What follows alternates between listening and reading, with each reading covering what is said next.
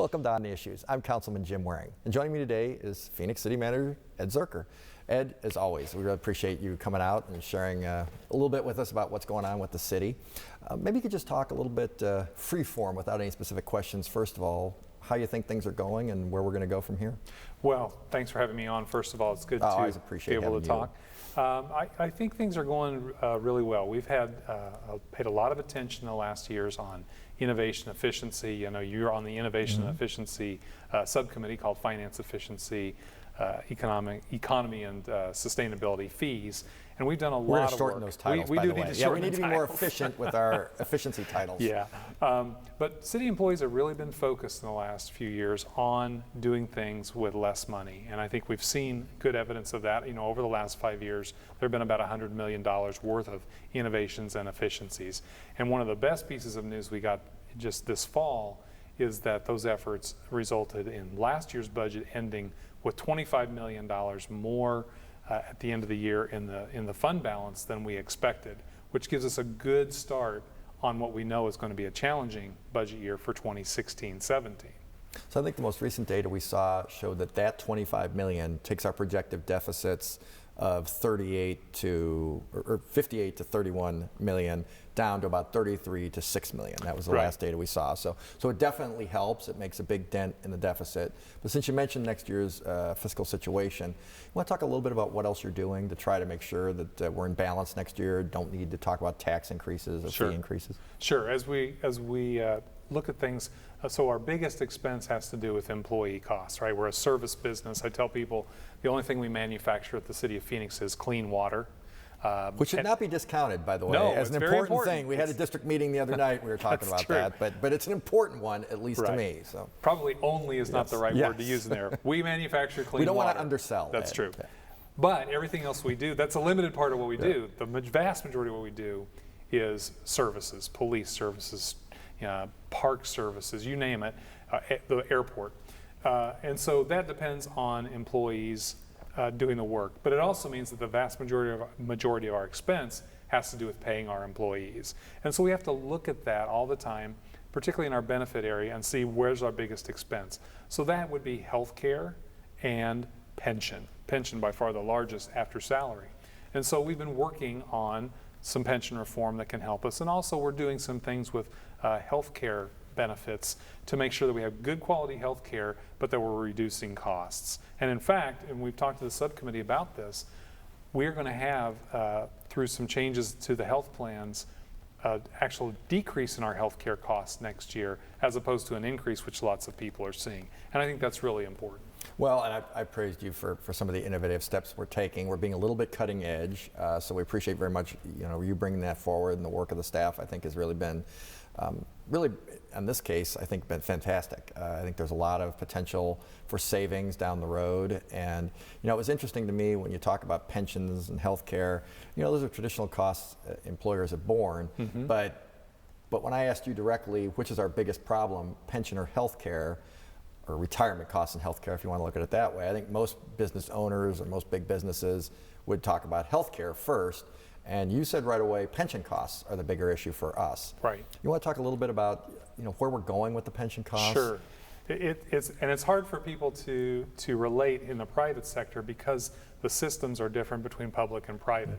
So there's so many constitutional protections around public pensions that don't exist around private pensions that it's been easier for the private sector to manage their pension costs. And we don't have that ability in the public sector. So, because of the Supreme Court decisions. So, we have to be looking at the things that the council and the voters have done to reduce the efforts to spike pensions at the end of career. That's important. Recently passed to, change to put a cap on the amount of earnings that are actually pensionable is important. And all those things add up little by little. But and you've said it. You said it in your meeting on Monday.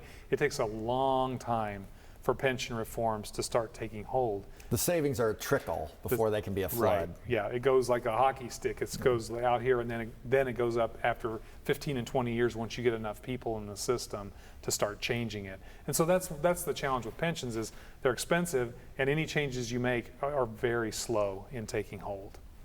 Now we've somewhat addressed, I guess I would say, the Copers situation. The firefighters, talked to them as recently as a few nights ago about what they're doing down at the legislature. Right. Do you want to talk about the difference in the systems and how that impacts us? Sure. So the city pension for civilians is a city pension, and only Phoenix and Tucson have individual city pensions. The rest of the cities in the state and the county and the state itself are in a statewide system, but our city charter has a City of Phoenix retirement system. That's about, I think maybe 8,000 or 9,000 civilians are covered by that. And then for our firefighters and police officers, they are covered in a state system for police officers and firefighters called Public Safety Personnel Retirement System, or PSPRS is how we talk about it a lot. And that is controlled at the state legislature through legislation at that level. And as you said, the firefighters in Arizona are working with police officer groups to try to find some reforms to work with the legislature on, and you've talked a lot about that with Senator Lesko and others, I know, to make some reforms to the structure of the sworn officer system that has been really increasing in costs greater than our civilian pension system has. I mean, they've reported back to me that the savings could be really large with adjustments, obviously, Right. to that system. Right. But of course, it's got to pass, and voters have to approve, et cetera. So it's not as easy as it sounds just by saying it here on this show. That's right. Could you explain a little, because you touched on it earlier, about the healthcare savings and how that works, and how, because at least my understanding of it hasn't all been implemented yet, is not only would the city taxpayers save money, but the employees purchasing the product, healthcare in this case, would also save money. Sure. So one of the important things about finding healthcare savings is that those savings go partially to the employees in their paycheck, because the city and employees split the cost of healthcare, 80% paid by the city, 20% paid by the employee. So every dollar you can reduce in costs for healthcare, 20 cents of that actually goes into the employee's paycheck, and 80 cents is a relief on the taxpayer. So we've been working with our labor groups to identify ways to reduce costs of our prescription. Medicine has been the big one so far, and we're looking at things with retiree health care to make it more affordable for retirees, because our retirees pay 100% of their health care costs. And so we have some plans that can cost a retiree who's under 65 and has a family could pay $30,000 a year for health care, which is just out of reach for most people. So we've been working on trying to find new ways to have health care offered to our retirees. It's a little scary because it's new and it's different, but we've worked that through. We have a contract with a group who's giving different options to our retirees for health care. So we talked a little bit at the meeting, moving on to a different subject, about police chief. We have Joe Yonner. He's been very happy. I've been very happy. I think he's been on the job about a year now. This is the second time he's been chief. And second time he's been chief, and as a that's right. permanent chief, yeah, it's been about 9-10 months. Yeah. And so, but he already has a date certain for his retirement, which I believe is in October of 2016. Right. So we're taping this end of September. He's got about another year to go. Right. But you're being proactive, which I appreciate, and already starting sort of the ball rolling about finding out who might be interested and getting that process started. You want to tell our viewers a little bit about that, because there probably isn't a higher profile position in the city. That's right. Thank you for asking. The bad news is that we know Joe Yonner has to leave us in October of 2016. He's a great chief. He's doing a great job.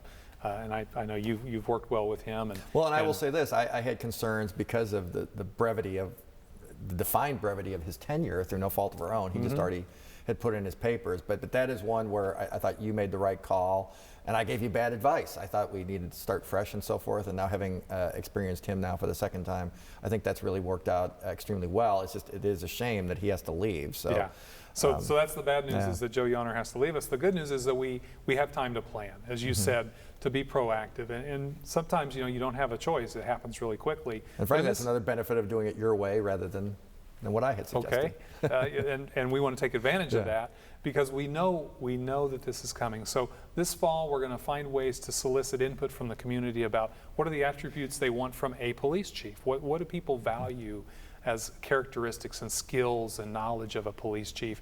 And then we'll use that to shape the announcement that we'll send out nationwide, which we'll do probably in January. We want to, these things take a while. You need to get them nationwide and distribute as far as you can take time for interviews, and then we hope that we can hire someone soon enough that there's at least a month or 2 weeks of overlap while Joe is still here with us and the new chief is coming in, because there's, if we hire from the outside, there'll be a lot of transfer of knowledge that'll have to happen. Chief Yonner has been a Phoenix police officer for over 32 years. He's done almost every job possible in the Phoenix Police Department. Well, and his father and brother too, I believe. I think there's been a Yonner on the force since 1959. I think he told me when he was on this show. Yeah, that's a lot of right. Institutional knowledge. Huge amount. Yeah, and so we want to be able to, if we have an outside person hired as chief, to have a chance for that overlap to transfer as much of that knowledge as possible. So, we're thinking maybe we'll know who the new chief is September next year? Probably about a year from now, Yeah. I would guess, would be my hope as I kind of lay out the schedule. And just so our viewers know, because it's come up in the realm of sports, we used a firm when we hired you for city manager. So is this the kind of thing where the city, you would recommend we'd hire, I know you're in the initial planning Yeah. stages, but we would hire a firm? Or is this the kind of job that just will by nature attract a lot of applicants? A lot of times in these specialized positions like airport director, we've done it for airport director, we've done it for police chief before, you hire a firm to help you, or when there's something where, internally, like human resources, we hire a firm to help us because we can't have the human resources department running a process to hire their own director. So I haven't really decided completely yet. It may be that we don't have to do that. I think we have some talent in-house. The assistant city manager, Milton Dahoney, is a seasoned public safety professional with a lot of experience and connections. He's going to be able to give a lot of guidance to this. So we may be able to save some money by not using a firm, but haven't made a final decision on that yet. Well, it's an important position. We're one of the biggest, I think we're the biggest force in Arizona, In Arizona, and yes. then also got to be one of the biggest ones nationwide. I think probably the biggest force between Houston and Los Angeles would be the Phoenix Police Department. Yeah. So, well, you mentioned one, I'm sort of loath to bring up the way things have gone, but the airport. Yes. So you hired a new director. Yes. And I think we're going to have him on the show and do a district meeting with him Wonderful. in short order too, to introduce him. He's not someone I've met, but he used to work for the city of Phoenix. That's right. So perhaps you can talk a little bit about his background. Unfortunately, we've gone through, I think by my count, 4 directors in just about a year. So we're looking forward to stability. He sounds like he's a seasoned hand. Again, I have not met him, but he's got a lot of experience. You want to talk a little bit about him and how you came to arrive at the conclusion that he was the person for this job? Well, as we talked before too, the guidance that I received from the council is to really focus on someone with a strong aviation background for this one. And so that's what I did, is I went out to find an aviation director. If I could just interject there, Yeah. I was surprised that previous aviation directors, I assumed that they were airport people, and that has not necessarily been the case in Phoenix. And so I know I was one of those people who was really hoping you'd find someone with an airport background. And we did that. Yep. And as you mentioned, the new director, his name is Jim Bennett, and he was the assistant airport director back in the late 80s and early 90s. At which point he left Phoenix to go run the Washington Airport Authority. And as you know, that's a huge airport system. Anybody who's traveled there, it's a big production. With Dulles and National. They also ran the transit system out to Dulles. So he has a broad range of experience in having run the Washington airports. He also spent some time in Abu Dhabi building an airport system for that country. And so he brings a huge amount of experience in the aviation industry, in international air service, and all those things. We went through a period of time from the early 90s to the present where we had more generalist managers who had stronger skills in, say, economic development running the airport, because the airport is also a huge economic development engine for the state and the city. But as you said, and as I said, the council reflected to me that it's time to get back to more specific aviation experience. And so when the position went out, Jim Bennett responded. He competed against other national candidates, and he clearly rose to the top. And I'm glad you're going to have him on your show. He's just a wealth of knowledge about aviation, and he knows Phoenix specifically, having lived here. He and his family love Phoenix. They're excited to come back. So we kind of get the best of all worlds. We get someone with a broad international experience, but who also knows our community very well. Well, part of the reason I was hopeful that we get somebody who actually has long-term aviation experience, and he has varied experience too. So I was really pleased when you laid out sort of his qualifications, building airports, running a transportation system around an airport, running multiple airports. I mean, it's all working with airlines, everything. You're it's right. exactly what I would have put down on paper had I been part of that hiring process. So I'm pleased about that. Part of the reason that I thought that was important was our relationship with the FAA. Yes. Obviously, we're in a lawsuit right now. Again, I think perhaps we were hamstrung. You know, anybody who's been in really any business, if you're in a business, you meet other people who are in like businesses. If you're not an airport person and now you're running an airport, maybe you don't know the FAA folks as well, and I think that might have hamstrung us a little bit with our recent experience. You want to talk a little bit about where we're at? Obviously, my office and a lot of other offices are getting calls about the airport. I'm hopeful, you know, Mr. Bennett can repair some damaged relationships, Sure. but also obviously we're in court trying to change what's been done in the past. Can you talk a little bit about what's happened, what we can do about it now, and what's going on in the future? Sure, well, I'm glad you brought that up because it actually, one more aspect of his experience, which is really good for us, is having run a big airport in Washington, D.C., he knows the FAA folks closely from having worked adjacent to them. I mean, geographically, he was right there. So they know him by name. We've already heard from them about being impressed that we hired Jim Bennett, and they return his calls that he knows them, they know him. That's a huge help as we're having to work with the FAA closely. Because communication really seemed to be an issue. Communication for sure. was a big issue, and this will help us in that regard. So as you said, we are in litigation with the Federal Aviation Administration because we believe that the way they handled implementing the new takeoff and landing procedures called Next Gen did not follow appropriate process, did not communicate properly with the city, and in fact there were some errors in there, and in fact some bad information that they used to make their decision that we think that a court ought to require them to go back and start over. So we're in that lawsuit. That lawsuit's been filed in the court in the District of Columbia, and as these things do, they take a long time to happen. So the first briefings are going to happen later in the fall, but there's a lot of work going on right now as we're trying to represent what we think is the right thing to be done by the FAA.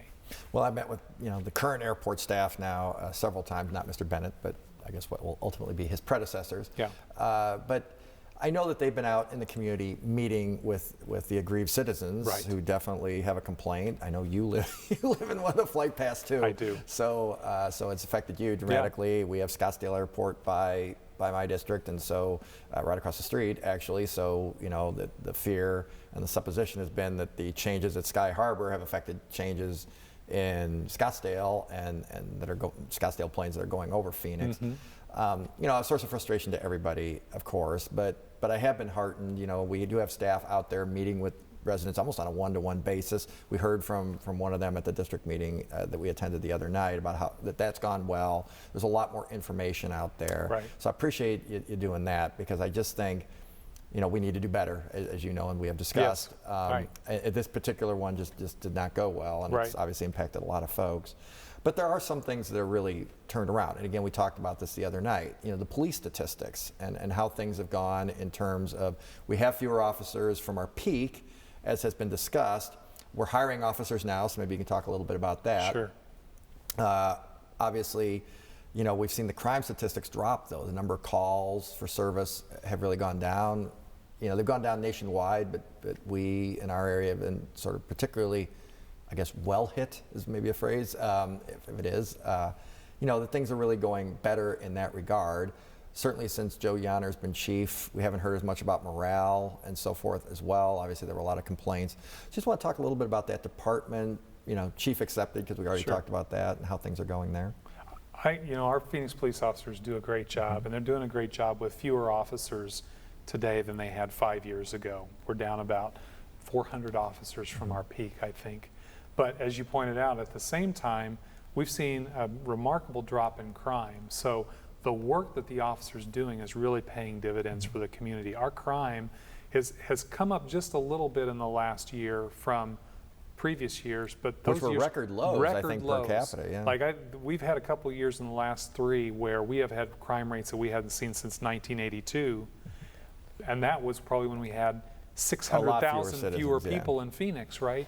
And so it's really remarkable the work the police So has crime done. statistics akin to 1982, and we had about half as many people. Right. If you just put that in perspective, it's pretty dramatic. That's right, and fewer officers in 1982 also. And as you said, the calls for service have also come down dramatically. I think our peak was in the early 2000s. I think we were talking about 2002, and so they've dropped about a third, from roughly about 900,000 to roughly 600 something thousand. That's right, exactly. Now, and so it's really down, and it's about 15% of that has been the last few years. That's right. But you know, policing has become a lot more complicated and complex in the last decade or so, or just probably steadily over time. There's more technology for the officers to manage. They've got computers in their cars. They've got, in some cases, cameras on their person. It's amazing if you go on a ride along, all the things they have to keep track of. Absolutely. And the amount of equipment they're carrying on their person. You know, it used to be, what, a sidearm and a radio. And now it's tasers and body cameras. And the vests. Vests, and vests which save lives, as we saw They recently absolutely with do. a police officer. So policing itself is more complex. And there's more expectations from the community of our officers, right? The community policing effort, the engagement with the community, what the community wants from police officers is different. So it's a very stressful job, but our officers have really responded well. As you said, our crime rate is down and calls for service are down.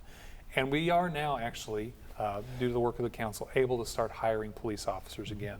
We hadn't really hired a police officer since about 2009. Hadn't run any academies. Hadn't run any academies. If And you're now, not hiring, there's no reason to run an academy. that's right. So. And so now we're back in, and we have designs to hire, we hope, about 300 officers in the next 12 months. That we need help from the community in, because we need to identify great candidates to be Phoenix police officers. And so young people who are thinking about a career of public service, a police officer career is a great one for people to think about. Now, some of those officers will probably come from other municipalities, not just in Arizona, but potentially around the country. And then some of them will be fresh, young faces who just want to go through the academy and get jobs. How many applicants will we get for 300 positions?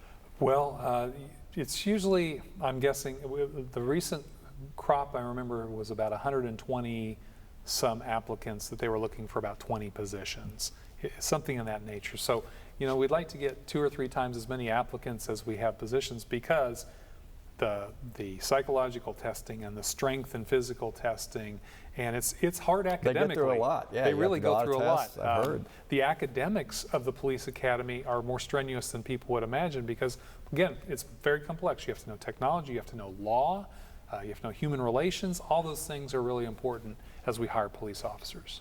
Well, and you got to be the right fit, you know, personality-wise too. I'm sure it's not for everybody. That's right. It's a dangerous job. It's a dangerous job, a lot of night work, Yeah. and so forth. But it's so complicated. That's one thing that I've just noted going on ride-alongs. I mean, it's just, there's a lot involved. We're trying to make it obviously safer for the officers. You talked about the equipment Right. and how we support them, but also, of course, for citizens. You want to talk a little bit about some of the changes that are coming in Phoenix? So in terms of how we're working with citizens, the chief is really focused on communicating with the community about how we're doing police work, and in how the police department, you know, manages itself internally. So the transparency aspect is really important, because we've heard from the community that they want to know that police officers are held to a high standard, and that those things are you know, known by the community when they're happening. And so the chief is really committed to that, and that's, I think, something we'll want to look for in the next chief, is their commitment to communication with the residents, because we can never have enough police officers to cover the city. The best thing we have is a relationship with a community. I recently was a victim of a crime at my home, and when I called 911, they said, "Oh, we're already on it." And what I found out when the police officers came to my home was somebody else had had the same incident happen to them, and they had been aware enough to get in their car and chase after this perpetrators and get their license plate and get it to the police so they could instantly get them. That's community. Which is great, but we are not advocating. So I would not advocate people to do that. Yes. But there are lots of ways in which the community helps the police department, and that relationship makes that work. It's really important. Well, and this is my chance to give a plug. I've done that on this show before. We were losing a commander in our area, Joe Klima, who has been phenomenal. I know that is a view shared with at least one other councilman who I've discussed this with, but it is a shame to see him go. But I was just randomly at an event here recently, and somebody mentioned that they had heard that he was retiring, and they were just devastated to lose him. So I mean, good officers can really make an impact in the community. Yeah. You know, I know that's one example where he has definitely changed the trajectory of whole neighborhoods, really. And so anytime we lose somebody like that, you know, they have to be replaced. And Right. so we're glad to see the hiring again. Obviously, that's important to our communities. They cover, because we are just big geographically as a city. We're not as concentrated as Manhattan or something like that. You know, they have to cover a lot of area too. So, Yeah. so we're pleased to see the focus on this that hadn't necessarily been possible the last few years. Well, thank you for mentioning Joe Climate too, Yeah. by the way. He's a great example of public service and Long career and just exactly. really, I mean, really seems to be in it for the right reasons, but a lot of community activism with Boy Scouts and so forth. So we really appreciate him, and he will definitely be missed. If we could replicate him in 300 times, that's what we'd want to have. But any closing thoughts? We have about a minute and a half left. Just, you know, we got the budget next year. Seems like things are better than when we taped the show the last time. Certainly the numbers that have come in recently are heartening, but obviously we got the Federal Reserve seeming to show some, they're not as positive about the economy as maybe Right. people thought they were. Yeah, the stock market's uneasy, interest rates are uneasy. So, you know, we have to constantly be vigilant, and I know that's been important to you and the council, is that we come in regularly and often to A lot talk more than it about used to be. the status of Yep. things, and to not wait until February to all of a sudden reveal this news. You know, so I think we're cautiously watching what's going on. We got to always be mindful as city employees about how we spend money, because it's not our money, it's the taxpayers' money. And so I communicate that with our employees. So we want to work smarter, we want to save money, we want to be kind to our customers, and that's what we want to be about every day as we serve people. Fantastic. Well, Ed, I appreciate you coming on the show yet again. Thank you. And if you have any questions or comments, you know, please call my office at 602-262-7445 or visit my website at phoenix.gov/district2. And we look forward to seeing you next time on The Issues.